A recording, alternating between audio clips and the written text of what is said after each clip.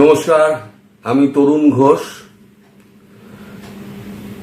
আইসিজেতে যাওয়ার ব্যাপারে শেখ হাসিনা আরো এক ধাপ এগোলেন।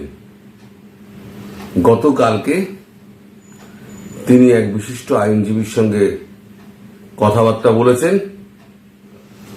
সেটা ভারতীয় কি অন্য দেশের আমি তা আপনাদের বলবো না, তবে তার সঙ্গে বিস্তারিত কথাবার্তা হয়েছে এবং তিনি খুব শীঘ্রই ভারত সরকারের অনুমতি নিয়ে তিনি শেখ হাসিনার সঙ্গে দেখা করবেন। দেখা করে তার সমস্ত বক্তব্য শুনবেন। ওই আইনজীবীর কাজকর্ম সম্পর্কে আমি কিছুটা ধারণা আমি রাখি।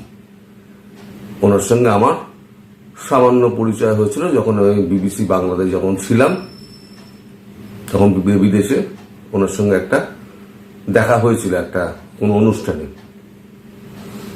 ওনার একটা মামলাও আমি দেখেছিলাম। তো যাই হোক, এখন বিষয়টা যেটা হচ্ছে, এই যে এক ধাপ এগোনো, তার মানে উনি যে মামলাটা করতে যাচ্ছেন সেই সম্পর্কে একটা পরিষ্কার ধারণা একটা পাওয়া গেল। এইবার ভারত সরকারের অনুমতি নিয়ে সেই আইনজীবী যখন তার কাছে আসবেন, তার কাজের যে ধরন সেটা আমি আপনাদের বলছি। তিনি প্রথমে কি করেন, তিনি যে ক্লায়েন্ট থাকে তার বক্তব্য তিনি পুরোটা রেকর্ড করে দেন। পুরোটা রেকর্ড করার পরেতে তিনি ওই বক্তব্য প্রত্যেকটা পয়েন্ট অনুযায়ী তিনি শোনেন। যেখানে যেখানে ক্লারিফিকেশনের দরকার হয় সেই পয়েন্টগুলোকে উনি পয়েন্ট আউট করেন। পয়েন্ট আউট করে সেকেন্ড টাইম আবার ক্লায়েন্টের কাছে যান, গিয়ে সেই পয়েন্টগুলো ক্লারিফিকেশন চান, দিয়ে আবার নতুন একটা ড্রাফট হয় এবং তিনি ক্লায়েন্টকে বলেন যে অতি ছোটখাটো ঘটনা যদি আপনার মনে পড়ে, কোনো ছোট ঘটনা আপনি বাদ দেবেন না। উদাহরণস্বরূপ আমি বলছি, যদি কোনো বেয়ারের হাত থেকে আপনার প্লেট পড়ে গেল হঠাৎ 3-4 দিন আগে, কিছু অনভিপ্রেত ঘটনা ঘটে গেল যেগুলো আপনার চোখে লেগেছে কিন্তু আপনি পাত্তা দেননি, সে সমস্ত ঘটনাগুলো আপনাকে বলতে হবে। কলকাতা সুপ্রিম কোর্টে, দিল্লির সুপ্রিম কোর্টে একটা মামলা হয়েছিল। সেই মামলাটা হচ্ছে, আমি হাসিনার এটা পরে আসছে এই কারণে যে ওনার কাজের ক্ষেত্রটা আপনাকে বোঝানোর জন্য। সুপ্রিম কোর্টে একটা মামলা হয়েছিল জিও ভার্সেস এয়ারটেলের। 2 বিলিয়নের একটা মামলা হয়েছিল।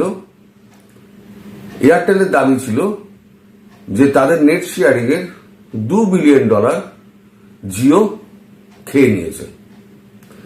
এবার মামলা যখন হয়, মামলা যখন চলছে, সেই সময়তে আমি সুপ্রিম কোর্টে হাজির হয়েছিলাম একবার মামলা শোনার জন্য, ওনার সওয়াল জবাব শোনার জন্য। তো ওনার কাজকর্ম কিরাম, যে ইঞ্জিনিয়ার যিনি ছিলেন আদালতে কাঠগড়ায়, তাকে জিজ্ঞেস করেন যে এমন কিছু অস্বাভাবিক আপনার জিনিস চোখে পড়েছে যা আপনি মেনটেনেন্সের সময় আপনি দেখেছেন? তখন উনি অনেক ভেবে চিন্তে বললেন যে হ্যাঁ, সব তো পরিষ্কার হয়ে গেছিল, একটা 1 ফুটের একটা গ্যালভানাইজ তার পড়েছিল। বলে ওটা কি কাজে লাগে? বললো ওটা বিভিন্ন জয়েন্টের কাজে লাগে, গ্যালভানাইজ তার লাগে। তখন উনি আর কিছু বলেননি, উনি সময় চেয়ে নিয়েছেন। তারপরে উনি করেছেন কি, একদিন কোর্ট অফিসারকে নিয়ে, সেই ইঞ্জিনিয়ারকে নিয়ে এবং ফরেন্সিক ডিপার্টমেন্টের ক্যামেরাম্যানকে নিয়ে তিনি সেই টাওয়ারে গিয়ে পৌঁছান, যে টাওয়ারটা নিয়ে গন্ডগোল। গিয়ে সেই ইঞ্জিনিয়ারকে বলেন, আপনি ভালো করে দেখুন এই তারটা যেটা আপনি বলছেন, এই তারটা কোথায় লাগে। তো উনি অনেক খুঁজে পেতে তারপরে তো উনি বললেন যে এই তারটা একটা নেট থাকে, একটা জালি মতো থাকে, সেই জালিটা স্কোয়ার মতো যেটা জালি থাকে, সেই জালিটার মধ্যে এই তারটা থাকে। কিন্তু আমি গুনে দেখছি এখানে 11টা জালি রয়েছে, একটা জালি মিসিং। এদিকে 12টা, এদিকে 12টা। তো এদিকে 12টা রয়েছে লম্বালম্বি, আর এই যেটা সেখানে 11টা রয়েছে। তার মানে একটা জালি মিসিং। তার ফলে কি হতে পারে? তারপরে হতে পারে কি, শেয়ারিং এ গন্ডগোলটা হতে পারে। হয়ে গেল। ফরেন্সিক যিনি এক্সপার্ট ছিলেন তিনি ওখান থেকে ছবি টবি তুললেন, বয়ান রেকর্ড করলেন। পরের দিন কোর্টে আবার হাজির হলেন। হাজির হয়ে তিনি একেবারে প্রমাণ করে দিলেন যে এই কাণ্ডটি ঘটেছে সম্পূর্ণ ওই 1 ফুটের নেটের তারের জন্য। আর নেটের তারটা কার লাগানোর কথা ছিল? লাগানোর কথা ছিল এয়ারটেলের। ওই যে ইঞ্জিনিয়ার যিনি ছিলেন তিনি ছিলেন এয়ারটেলের। ফলে এয়ারটেল 2 বিলিয়নের মামলাটা হেরে গেল। সেই ইঞ্জিনিয়ারের চাকরি ছিল কি ছিল না আমি আর খোঁজ নিইনি, আমি জানি না। কিন্তু এয়ারটেল 2 বিলিয়নের মামলা কিন্তু হেরে গেল ওই একটা ছোট ক্লুর ওপরে। তারপরে মুকেশ আম্বানি তাকে 2 কোটি জায়গার তাকে 10 কোটি টাকা দিয়েছিলেন ফিজ হিসেবে। এই জন্য উনি বলেন যে ছোটখাটো সমস্ত জিনিসপত্র যা মনে থাকবে তা আমাকে উল্লেখ করে দেবেন। এইবার পুরো যখন ড্রাফট রেডি হয়ে যাবে সেটা শেখ হাসিনাকে পড়ানো হবে। শেখ হাসিনাকে পড়ানো হওয়ার পর তারপর তিনি এইবারেতে আইসিজেতে মামলাটি ঠুকবেন। এখন সবে কাজকর্মটা শুরু হয়েছে।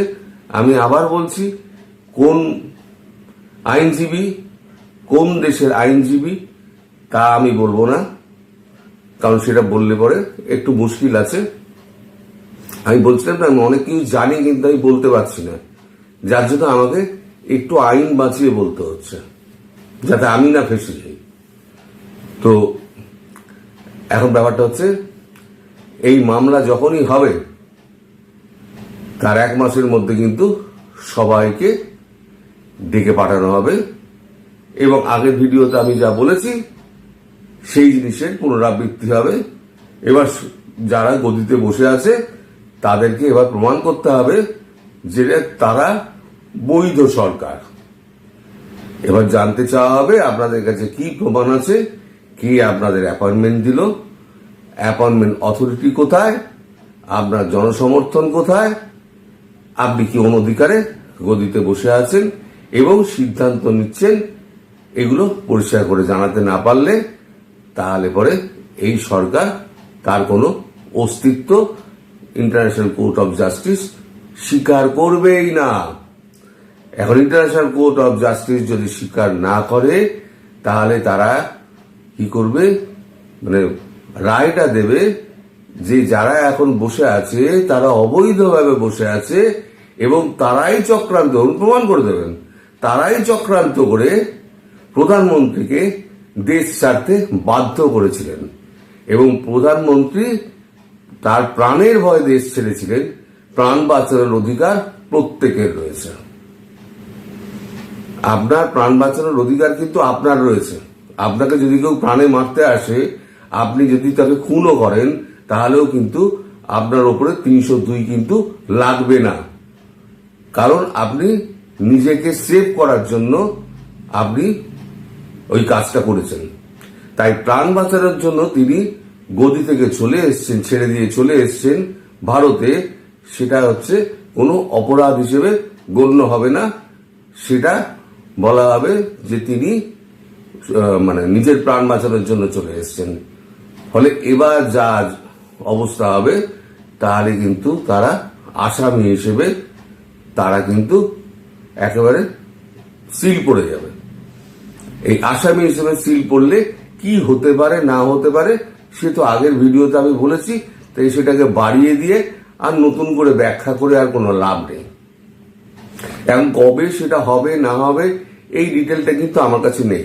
এখনো পর্যন্ত আইনজীবীর সঙ্গে কিন্তু তার সরাসরি সাক্ষাৎ হয়নি। আবার বলছি, গভর্নমেন্ট অফ ইন্ডিয়ার সঙ্গে কথাবার্তা বলে গভর্নমেন্ট অফ ইন্ডিয়ার পারমিশন নিয়ে তারপরে সেই আইনজীবী এসে শেখ হাসিনার সঙ্গে দেখা করবেন, কারণ তিনি একজন সিকিউরিটির মধ্যে আছেন, তো গভর্নমেন্ট অফ ইন্ডিয়া সিকিউরিটির মধ্যে আছেন, ফলে গভর্নমেন্ট অফ ইন্ডিয়া পারমিশন ছাড়া যেই হোক না কেন, যত নামই হোক না কেন, তিনি ঢুকতে পারবেন না, তাকে ঢোকার অনুমতি দেওয়া হবে না। এইটা হলো লেটেস্ট ডেভেলপমেন্ট, যেটা আপনাদের জানানোর ছিল, আপনারা জানিয়ে দিলাম। সবাই ভালো থাকবেন, সুস্থ থাকবেন, সাবধানে থাকবেন। নমস্কার।